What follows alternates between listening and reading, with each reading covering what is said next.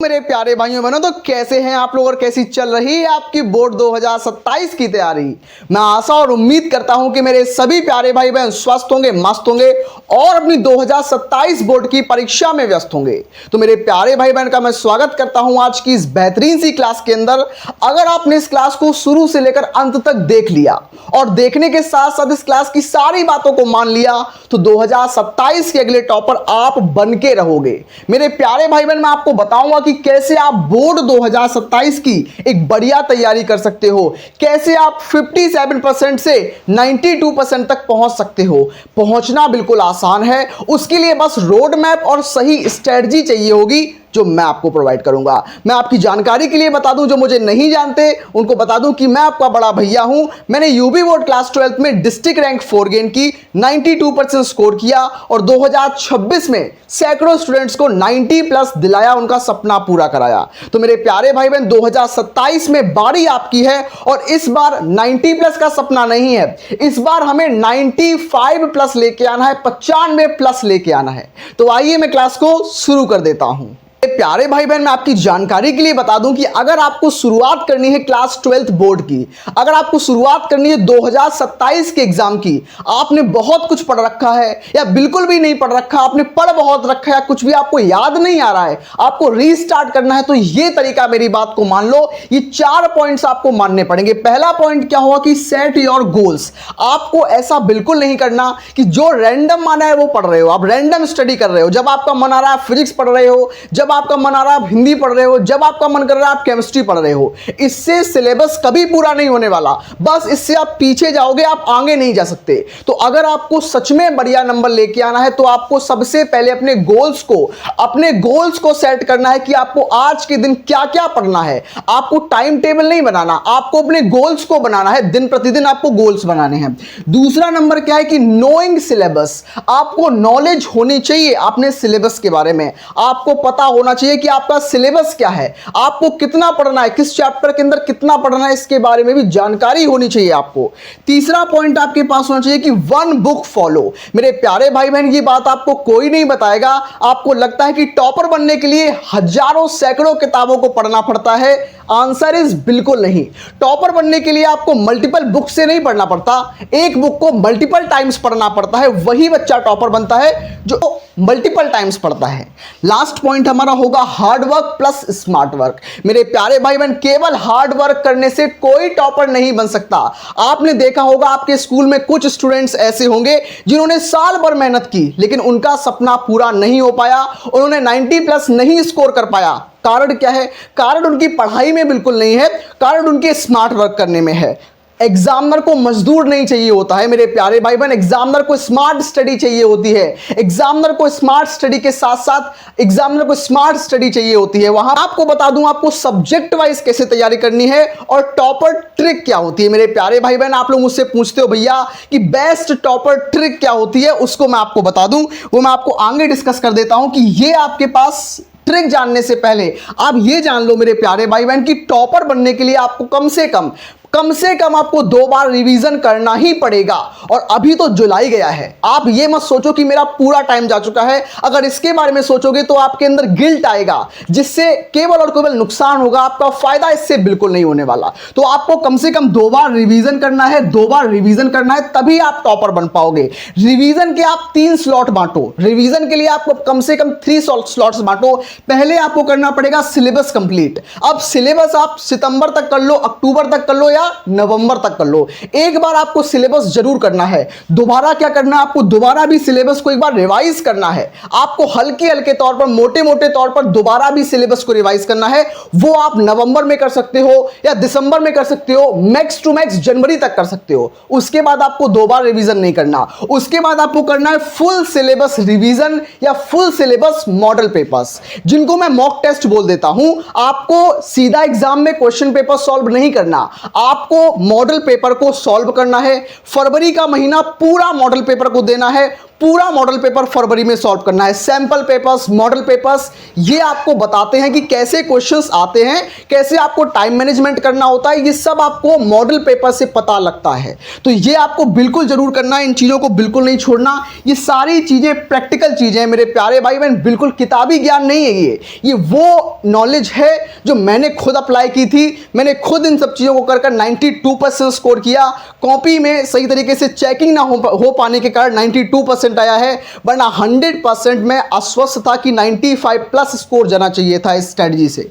साथ topper trick में सबसे पहला पॉइंट होगा एक्टिव रिकॉल। मेरे प्यारे भाई बहन, एक्टिव रिकॉल का मतलब क्या होता है कि बहुत से लोग बोलते हैं, मेरे प्यारे भाई बहन बोलते हैं कि भैया मैं पढ़ तो बहुत कुछ लेता हूं लेकिन याद नहीं आती चीजें। जब एग्जाम टाइम आता है, एग्जाम हॉल में मुझे चीजें याद नहीं आती, तो उसके लिए आपको करना पड़ेगा एक्टिव रिकॉल। एक्टिव रिकॉल का मतलब होता है आपको रिवीजन अच्छा करना है। जितना अच्छा रिवीजन करोगे चीजें उतनी अच्छे से याद होंगी। इंसान है हम लोग, कंप्यूटर्स नहीं हैं, तो हमें रिवीजन मल्टीपल टाइम करना पड़ेगा। चीजें हम भूलेंगे, अगर हम भूलेंगे तो दोबारा उसको रिवाइज करेंगे, दोबारा भूलेंगे तो 3 बार उसको रिवाइज करेंगे। जितने बार में आपको उसको याद करना है, जब जब आप चीजों को भूलें तब तब आप रिवाइज करें उस चीज को। तीसरा नंबर क्या है, दूसरा नंबर पॉइंट क्या है कि प्रीवियस ईयर क्वेश्चन सॉल्यूशंस। मेरे प्यारे भाई बहन, अगर आप सोच रहे हो कि मुझे टॉपर बनना है और मैं प्रीवियस ईयर क्वेश्चंस छोड़ देता हूं, मैं बहुत सारे क्वेश्चंस कर लेता हूं लेकिन प्रीवियस ईयर क्वेश्चन नहीं करूंगा, सबसे बड़ी गलती ये होने वाली है आपकी। आपको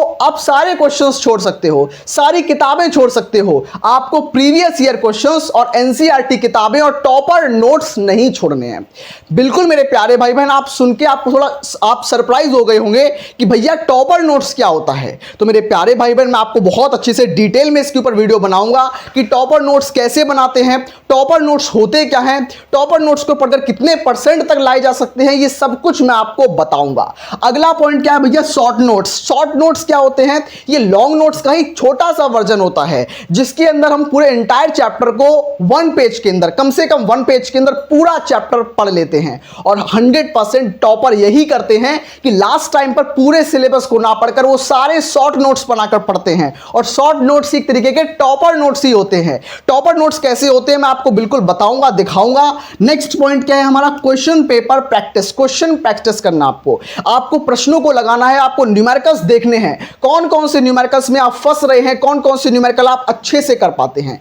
अगला पॉइंट, आपको डाउट सॉल्व रखने हैं। आपको कोई भी डाउट आता है, मैं आपके साथ खड़ा हूं, जो भी डाउट आए आप मुझसे पूछ सकते हो, कोई दिक्कत नहीं है। डेली टारगेट्स बनाओ, डेली टारगेट्स बनाओगे तभी अच्छा रिजल्ट आएगा, वरना रिजल्ट अच्छा नहीं आ सकता। मैंने जो आपको बताया वो आपको फॉलो करना पड़ेगा। लेकिन भैया आप सब्जेक्ट वाइज स्ट्रेटजी बताओ, हर सब्जेक्ट की। इंग्लिश कैसे करें, केमिस्ट्री कैसे करें, हिंदी कैसे करें, फिजिक्स कैसे करें, जिससे आपका सपना 90+ का सच में पूरा हो पाए। ये सब चीजें आपको माननी पड़ेंगी। और जो मैं आपको अभी बताने जा रहा हूं सब्जेक्ट वाइज स्ट्रेटजी, उसको भी आपको छोड़ के नहीं जाना, एक एक चीज को करना है, क्योंकि मैंने भी उन चीजों को किया है। 2026 में भी मेरे प्यारे भाई बहनों ने किया है और अपने सपने को उन्होंने भी पूरा किया है। अब आपको अगर अपना सपना पूरा करना है तो आपको 2027 में इन सारी चीजों को मानना पड़ेगा।